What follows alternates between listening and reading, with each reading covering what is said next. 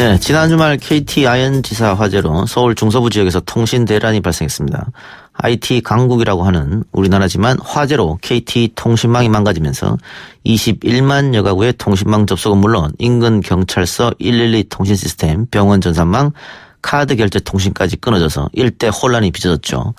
화재 한 번에 도시가 마비될 수 있다는 IT 강국의 취약성을 단적으로 경험했다라고 볼 수 있겠는데요. 전문가 연결해서 관련 이야기 해보겠습니다. 서울대 사회학과 서희종 교수 연결합니다. 교수님. 네, 안녕하세요. 예. 예. 네. 교수님 혹시 피해 없으셨습니까? 아이고, 예. 저는 여기 집이 이 근처여서 피해가 좀 있었습니다. 저희는 없었습니다. 예. 자, 지금 통신구 화재 복구 작업은 마무리된 것 같은데 그 화재 네. 원인은 아직 모르죠? 그렇죠. 예. 예. 그런데 이 KT 아현지사 통신구가 어떤 역할을 하길래 화재 한 번에 이렇게 서울 일대에 통신이 마비되는 겁니까? 그만큼 이제 기본적으로 우리가 사회적인 어떤 기술적인 특히 KT라고 하는 부분들은 일단 우리가 말하는 인터넷 라인의 어떤 허브 역할을 하기 때문에요. 물론 이제 아현뿐만 아니라 해화동도 있고요. 서울 시내에 곳곳에 기지국이 있고 그 기지국들이 또 연결돼서 이루어집니다. 옛날 이미 해화동 기지에 화재 사건이 발생했고요. 그때도 지금보다는 낮았지만 상당한 어떤 라인의 서비스를 이용하지 못한 그런 대란들이 있었지만 점점 더 이제 이 정보 인프라가 촘촘하게 이루어지면서 결과적으로 이제 이번에는 훨씬 더 우리가 체감할 수 있는 사회적 혼란 또는 기본적으로 우리가 서비스 받을 수 있는 부분들이 이제는 상당 부분 불가능해짐으로써 생기는 사회적 혼란이 생긴 겁니다. 예. 그런데 그 일반 시민들이 생각할 때는 이렇게 중요한 어떤 통신 기구인데 그 백업 기능이 없느냐, 불나면 이렇게 속수무책으로 당해야 되는가? 그럼 예를 들면 전쟁 한번 일어나면 모든 통신망이 마비된다, 이렇게 볼 수 있는 거 아니에요? 네, 맞습니다.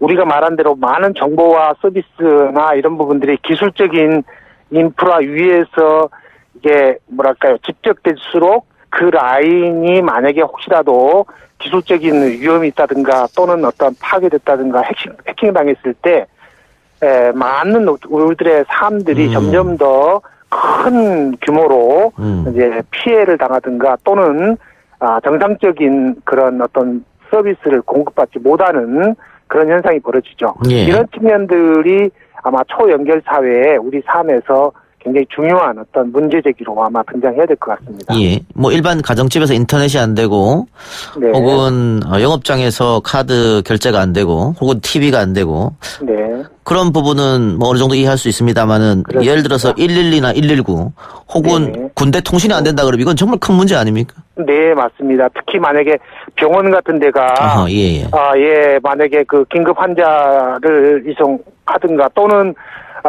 이송된 환자들을 만약에 이 진료하는 과정에서 이런 문제들이 만약에 터진다면 아마 생명에 커다란 위험이 되지 않을까 생각합니다. 그러면 대책이 필요할 것 같은데요?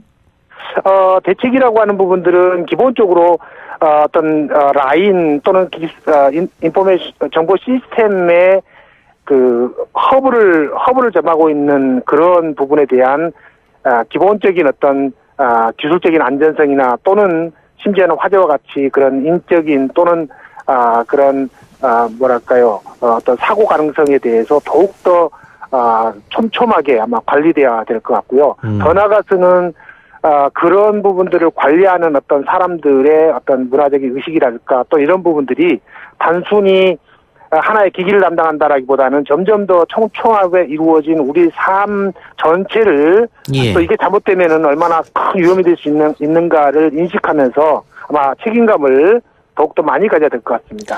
그 KT가 불이 났다 그러면 뭐 LG나 SK 이쪽으로는 우회가 안 되는 겁니까? KT망을 따라가는 부분들은 아마 다 영향을 미칠 거고요. 또 다른 망을 타는 서비스는 결코 그런 피해를 당하지 않습니다. 그렇지만 점점 더 이 서비스가 라인 위에 이제 많이 놓이고 특히 이제 뭐 지난번 구글의 클라우드 사건처럼 우리가 점점 더 많은 정보들이나 이런 부분들을 집적하고 또 편리성 때문에 특히 그렇게 나타납니다만 어쨌든 그럴수록 동시에 그 어떤 기술적 시스템의 안전성에 대한 부분들은 사회적으로 점점 더 중요해지고 그만큼 사회적인 어떤 혼란의 원인이 될 수 있는 그런 지점이 있습니다. 지금 KT 측은 아현 지사가 불탈 경우에 영등포와 종로, 중구 지사로 우회할 수 있는 경우가 있다라고 했는데. 우회하는 통로는 있고요. 근데 지금 이번에 안 됐잖아요. 예. 통로라고 하는 부분들이 열린 것도 있지만 닫힌 것도 있고, 열린다, 아무리 우회한다 하더라도 정상적으로 서비스할 수 있는 모든 것들이 다 우회로 가지고 있지 않기 때문에 그런 일이 벌어질 겁니다. 예.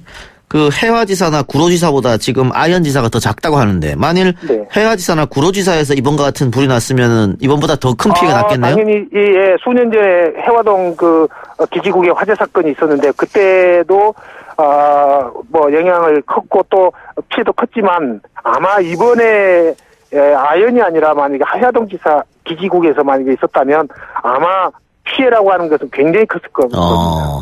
그러면 교수님 이게 국가의 아주 중요한 거점 기관이라고도 볼 수 있겠네요. 네, 맞습니다. 예. 점점 더 우리가 라이프라인이라고 그래서 생명 라인이 있습니다. 우리가 물, 이렇게 전기, 통신 이런 부분이 라이프라인인데요.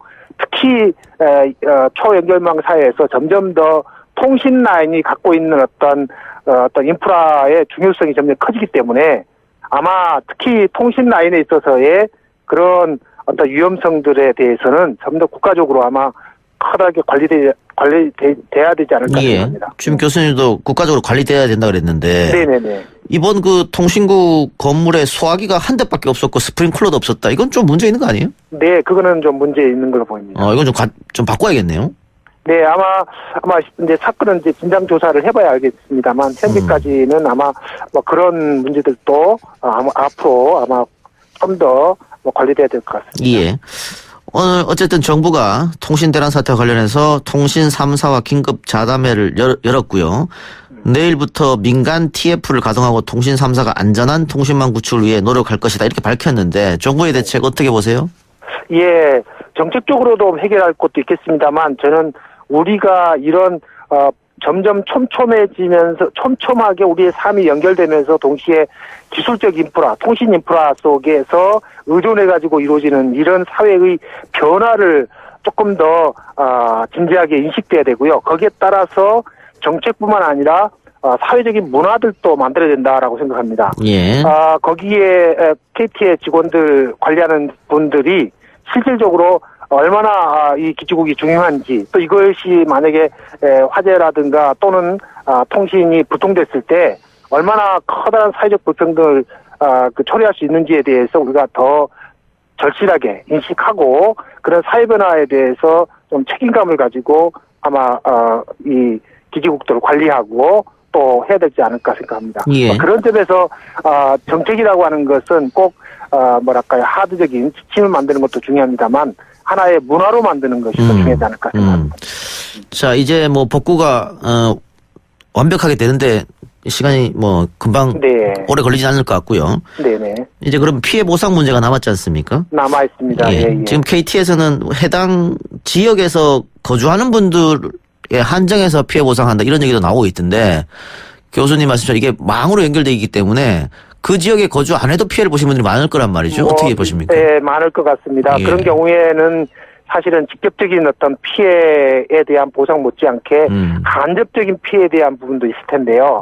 여기서 예를 들어서 우리가 적재적소에 이 서비스를 받아야 됐는데 못 받아가지고 생기는 어떤 그런 금전적인 또는 사회적인 손실 이런 부분들은 어떻게 될 것인지에 대한 것도 아마 향후에 쟁점이 될 것 같습니다. 예.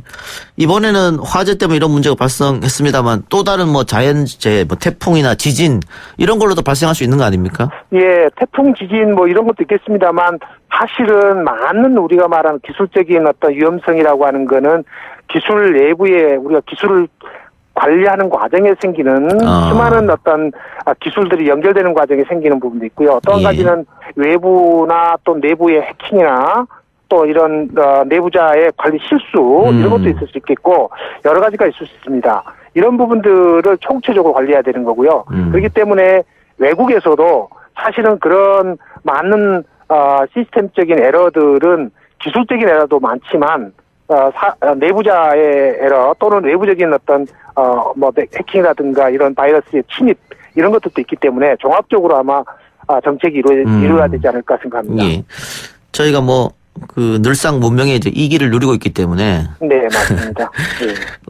있을 때는 몰랐는데 없으니까 상당히 불편하더라고요. 예, 아마 점점 더 불편해지고요. 그리고 실질적으로는 우리가 너무 익숙해질수록 그런 어찌 보면은 너무 익숙한 시스템이 다운됐을 때 우리가 느끼는 당혹감이나 불안감 또는 그걸로 인한 어떤 심리 사회적인 어떤 그런 어떤 피해들이 굉장히 크게 나타나는 측면이 있습니다. 알겠습니다. 교수님 오늘 말씀 여기까지 듣겠습니다. 네, 감사합니다. 예, 지금까지 서울대 사회학과 서희정 교수였습니다.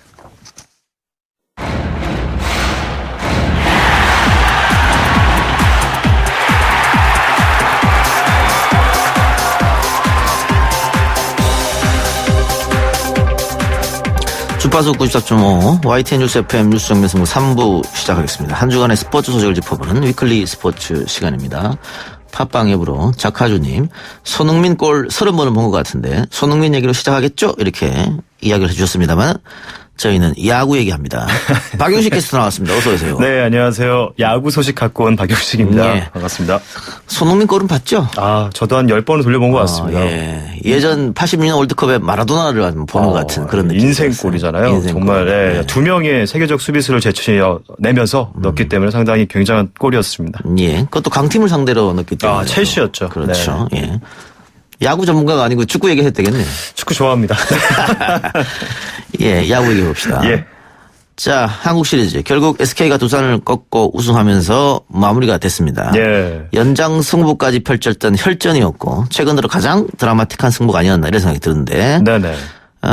한국 시리즈 6차전 너무 재밌었어요? 그렇죠. 2주 전 정확히 제가 야구 소식을 전해드린 날 올 시즌 야구 시즌이 끝나게 됐었죠.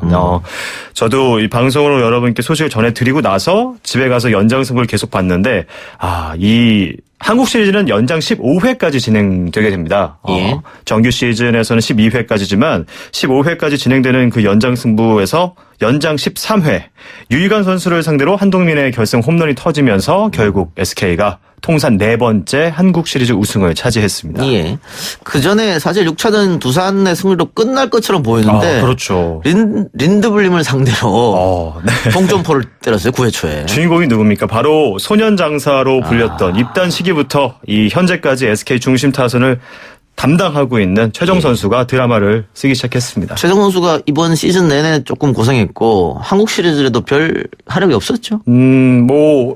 타율 자체는 낮지만 언제든지 한 방이 터질 수 있는 선수이기 때문에 기대 심리는 여전히 있었고요. 올 시즌 부상도 많이 있었고 또 올 시즌도 못 맞는 볼 1위 가장 많은 경계를 받았던 선수이기 때문에 고생을 많이 한 시즌이었습니다. 예. 최정 선수 올해 FA 아닙니까?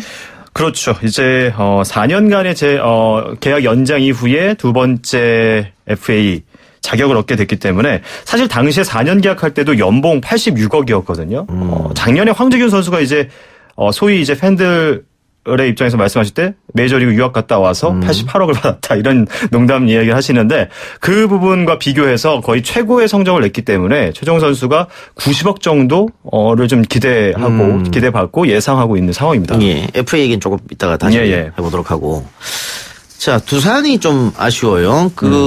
페넌트 레이스는 압도적인 1위였잖아요. 그렇죠. 그런데 한국 시리즈에서 쉽게 무너졌단 말이에요. 예. 좀 어우두라는 말을 무색하게 만들 정도로 SK에게 크게 당하고 말았는데요. 이 유희관 선수가 13회에 홈런을 허용한 부분도 아쉬웠고 전반적으로 투수진이 크게 흔들렸다 이렇게 이야기할 수는 없겠지만 사실 두산은 모든 면에서 완벽한 시즌을 치렀습니다. 하지만 수비에서 균열이 나기 시작했었고요. 또 결정적인 득점 기회 분명히 또 마무리를 또 잘해줬던 그 불펜진의 그건 깔끔한 투구도 사실은 많이 흔들렸었고 그러다 보니까 SK에게 좀 역전패를 당하는 또 우승을 내주는 결과를 맞이했습니다. 예. 부상 선수가 여럿 있었다는 것도 그 원인 중에 하나가 되겠죠. 그렇죠. 부상도 여파가 있고 하지만 그 부분이 사실 핑계가 될 수는 없을 것 같습니다. SK 같은 경우도 그런 점들을 겪으면서 극복을 했기 때문에 결과적으로는 사실 그게 좀 아쉬움이 있겠지만 사실 또 해결사들은 등장하기 마련이니까요. 예. 네. 자, SK 힐반 감독은 결국은 SK의 우승을 선사하고 떠났네요. 유종의 미를 거뒀습니다. 그렇죠. 아름답게 또 팬들에게 인사하면서 이렇게 마무리를 지었던 모습이었고 우승을 안기는 과정에서도 사실 2년 동안 팬들의 만족도도 상당히 높았습니다. 작년에는 물론 이제 우승을 차지하지 못했지만 2년 연속 200홈런 이상을 거뒀다. 힐만 감독이 SK에 합류하면서 어퍼스윙에 대한 부분들을 선수들이 많이 강조했다고 해요. 그런 부분들이 홈런에도 영향을 줬었고 올해도 한국 시리즈 마지막 김광현 선수가 두 손을 번쩍 드는 장면이 이제 시그니처 모션으로 남게 됐는데 2010년에는 김광현 선수가 박경환 베테랑 포수에게 모자를 벗고 90도로 인사하는 부분이 굉장히 인상 깊었는데요. SK 팬들이 이 부분을 또 볼 수 있었다는 부분도 사실 칠만 감독의 철저한 투수 보호 원칙 덕분에 이런 부분들 마지막 순간에도 154km를 김광현 선수가 던질 수 있지 않았나 하는 그런 평가도 받고 있습니다. 예.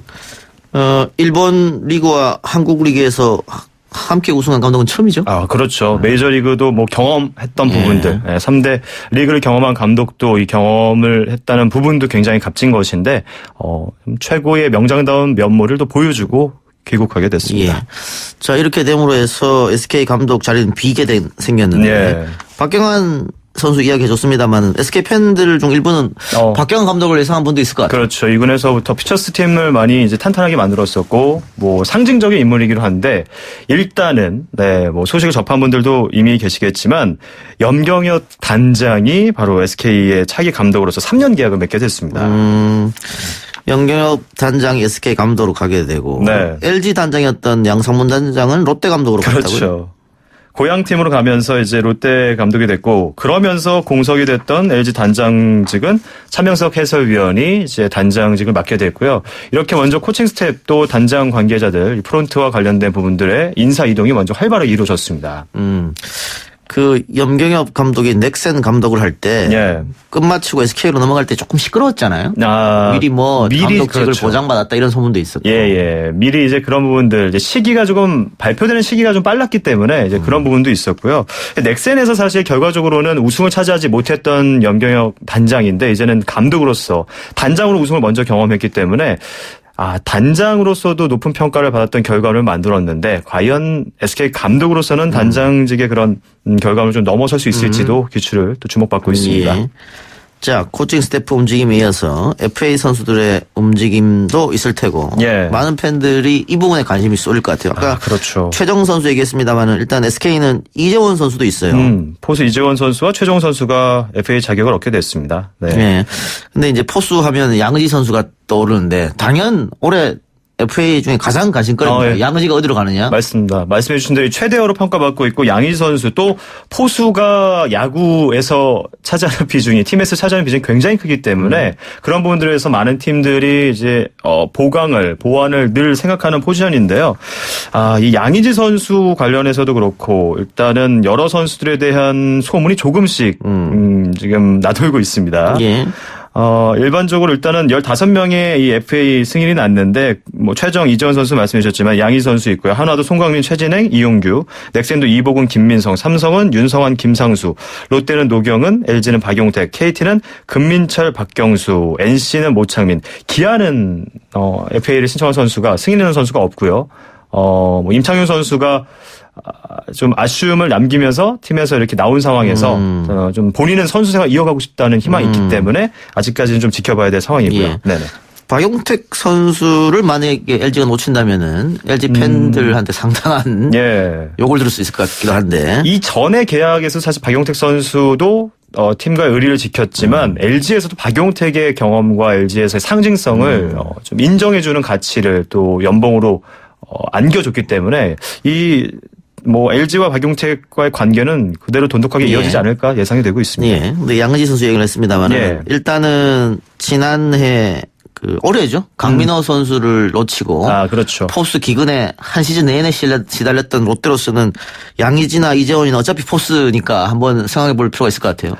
벌써부터 이제 롯데로 가는 것이 아니냐는 소문이 나오고 있는데요. 사실 이제 그 부분들은 롯데 팬분들의 마음이 가장 크지 않을까 싶기도 하고요. 워낙 간절하실 것 같아요. 강민호 선수를 놓쳤을 때도 롯데 이 모구단에 대한 비판이나 비난에 대한 그런 여론 자체 또 팬들의 그런 마음들이 굉장히 심했어요. 상했었거든요. 예. 실망감도 있었고 이대호 선수를 잡아주긴 했지만 강민호 선수를 잡지 못했다는 건 아쉬움과 섭섭함이 있었는데 그래서 이제 양의재 선수에 대한 기대감이 이제 드러나는 것 같고요. 하지만 두산도 최우선순위 1순위는 당연히 양희 선수를 잡는 것으로 구단 내에서 지금 생각하고 있는 것으로 전해지고 있습니다. 예. 만만치 않을 것 같고요. 네. 치열할 것 같아요. 네. 그 뭐 100억 원 이상 뭐 못 준다 이런 얘기 있었는데 지금 그게 철회됐죠 사실? 예, 철회됐습니다. 그 부분 때문에도 이번 FA 시장이 꽁꽁 얼어붙는 것이 아니냐라는 이야기가 있었는데 일단은 올해는 다시 이제 취소가 되면서 선수들의 기량을 그대로 인정받는 또 지난해와 비슷한 수준에서 평가받지 않을까 예상되고 있습니다. 뭐 양희지 선수는 최소 100억이네요. 뭐 100억 선에서 그거 확정적으로 말씀드릴 수는 없겠지만 옵션이라는 부분도 있고 있으니까. 하기 때문에 네네 계약금을 다 포함해서. 네네. 네. 그래요. 자, 미국 메이저리그도 스토브리그 한창인데 유현진 선수가 결국 퀄리파잉 오퍼를 받아들였다. 예. 2주 전에는 그 다음날 이제 확정된다라는 이야기를 전해드렸는데 예. 빠르게 정했습니다. 류현진 선수도 더 깊게 고민하지 않았고 몸 상태에 자신이 있고 내년에는 더욱더 자신이 많은 것들을 보여줄 수 있다라는 자신감이 있었다는 인터뷰를 해줬고요. 그래서 많은 고민 없이 곧바로 퀄리파잉 오퍼를 선택했다라고 밝혀줬는데요. 지난주 20일 귀국을 했습니다. 귀국 인터뷰에서도 자신이 올 시즌에 대한 만족감을 드러냈고 역시나 5월에 허벅지 근육 파열 부상을 입었던 부분 그 부분을 통해 3개월간의 결장을 했었던 부분에 좀 아쉬움을 드러냈지만 이후에 복귀해서도 다행히 부상 이후에 사실 좋은 투구를 또 한번 보여주는 것이 쉽지 않은 대목인데요. 하지만 잘 보여줬었고 그래서 본인도 그 부분에 만족을 하고 자신감으로 내년에는 좀 표출할 수 있다라고 예. 밝혀줬습니다. 결국은 자신감이 있으니까 이런 결정을 할 수 있었겠죠. 예, FA 재수라고도 이야기하는데요. 본인이 자신감이 있기 때문에 선택하지 않았나 예. 싶습니다. 네. 예, LA 다저스로서는 월드 시리즈 우승을 실패한 게 굉장히 아쉬울 텐데 네. 그와 관련해서 최근 미국의 언론에서 다저스 로버츠 예. 감독이 실패작 올해의 실패작 탑10에 언급됐다고요? 예, 뭐 정확히 말씀드리자면 미국의 그 뉴욕의 한 매체에서 이런 이야기가 오늘 전해졌다고 하는데요. 예. 물론 이제 감독의 자리가 매번 결과론적인 평가를 받는 어려운 자리긴 하지만 2년 연속 월드 시리즈 우승 실패 이 부분에 대해서는 이제 많은 팬들이 좀 아쉬움을 드러내기도 했죠. 우리 입장에서 류현진 선수를 응원하는 입장에서도 류현진 선수가 호투하고 있는데 그 교체 타이밍이나 이런 부분들에서 이제 많은 공분을 사기도 했었는데요. 2018 메이저리그 올해 실패작 탑10을 선정했는데 1위는 다저스가 많은 유망주를 내주고 볼티모어에서 트레이드로 데려왔던 마차도 선수가 불명예를 안게 됐고요. 데이브 로버츠 감독은 6위에 이름 올렸습니다. 일단은 마차도는 뭐 포스시즌에서 기대한 만큼 보여주지 못한 부분과 2루에서의 좀 공격적인 비매너 예. 슬라이딩이 2번 있었기 때문에 좀 안 좋은 평가를 받았었고요. 로버츠 감독은 이제 벨린저나 맥스 먼시 등 자완 투수가 나왔을 때의 라인업을 많이 변화를 줬었는데 좌타자를 뺐었죠. 하지만 그 앞 경기에서 클러치 능력을 보였던 선수마저 제외했다. 그런 부분들이 결과적으로 실패한 점이 됐고요. 무엇보다 구원 투수 계속해서 부진했던 라이언 매디슨을 류현진 다음 투수를 기용하기도 했었고요. 매 경기 그런 부분들에 대해서 투수 교체 타이밍이나 선수 선택에 대해서는 실패를 거듭했기 때문에 실패작이라는 평가를 받게 됐습니다. 예. 아마 우리 청취자들도 그 부분에 대해서는 인정할 것 같습니다. 모두 공감을 하고 예. 계실 것 같고요. 예, 마지막 하나만 더 묻죠. 예. 예스 앱으로 신상윤님. 롯데 감독은 왜 박정태 못 갑니까? 이런 질문. 일단은 양상문 감독을 데려온 이유를 제가 뭐 정확하게 짚어드릴 수는 없겠지만 글쎄요. 박정태 선수나 또 코칭 스텝을 잠시 함께 했었던 그런 부분에 있어서 사실 앞서 염경엽 단장 이야기하면서 프런트 야구를 더 자세히 좀 얘기를 드리려고 했었는데요. 이제 프런트와의 관계 또 구단과의 관계 이런 부분들에 있어서 모두 다 좀 공개할 수 없는 부분들의 트러블도 좀 없지 않아 있었던 소문이 있었고요. 일단은 양상문 감독이 단장으로서의 경험까지 있기 때문에 더 좀 폭넓은 시야 또 한때 계속해서 하위권을 맴돌던 팀을 양상문 감독이 4위까지 올린 경험도 있고 이대호, 강민호, 뭐 장원준 선수 이렇게 좀 새로운 선수를 발굴했던 물론 유망주들 잘 성장시켰던 그런 공도 인정을 받지 않았나 싶습니다. 네. 예, 박정태 선수는 얼마 전까지만 해도 롯데 아닌 다른 팀에서 본인이 코칭 스텝으로 들어간다는 것은 말이 안 된다라고 했다가 요즘 좀 바뀌었다 그래요? 이제는 좀 속상했나 봅니다. 입장이 바뀌었을 것 같은데요. 네, 소속이 아니기 때문에 뭐 이후에 좀 행보를 좀 지켜봐야 될 것 같습니다. 알겠습니다. 오늘 말씀 여기까지 듣죠. 수고하셨습니다. 네, 고맙습니다.